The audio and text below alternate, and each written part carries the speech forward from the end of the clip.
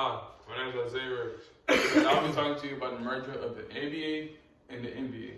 The NBA is the biggest league ever for basketball, and the ABA was the league that came closest to rivaling it. Now, how they rivaled it is crazy, and I will give you the points of the merger and everything that came with it.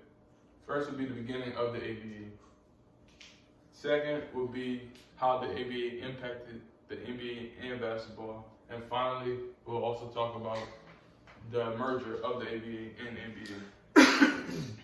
Now, the beginning of the ABA is very different than other leagues that came up at that time.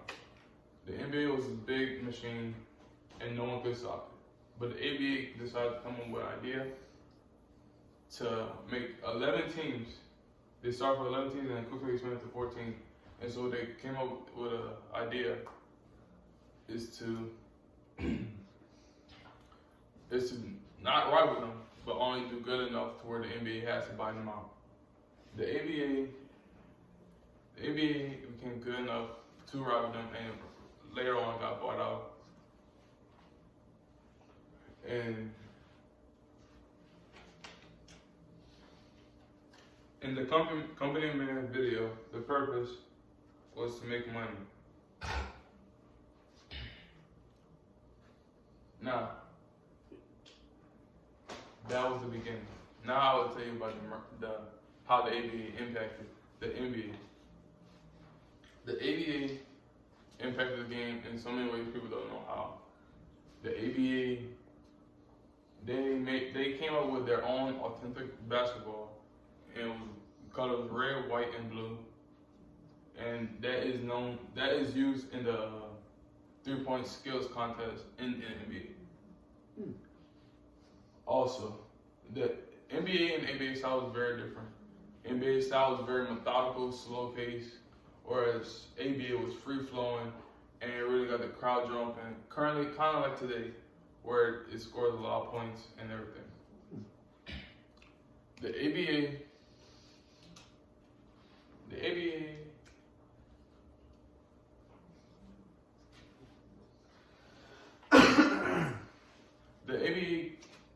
came up with an idea with the teams to place the teams in areas where the NBA teams did not have the same spot, to where they're able to maximize their money with that. And so these are the teams right here. If you can see, yeah. And they did pretty good.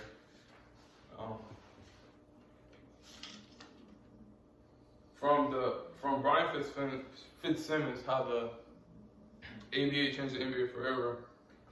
He talked about how the ABA actually used the 3-point line, which at that time the NBA did not even use it. No league really used it. They were the first to ever use it.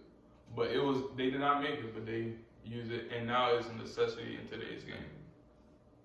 Now, what is a necessity later on was the NBA buying out the ABA. So, from the book, The Big Leagues Go to Washington, it talks about how players in the NBA, they did not want the ABA to get sucked up into the NBA because it wouldn't be enough money for the players to make, because it will be increasing players, and also they want to get the most for their talent.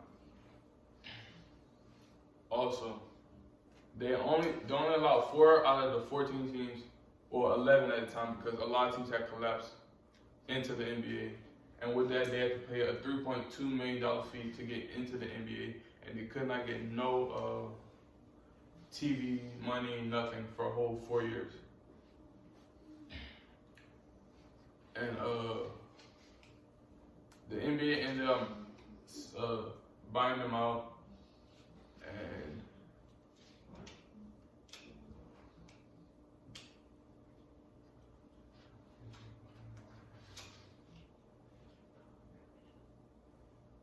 and in conclusion, the ABA set out to do what they were supposed to do, which was get sucked up into the NBA and finally be part of the NBA. which they did at the end of it.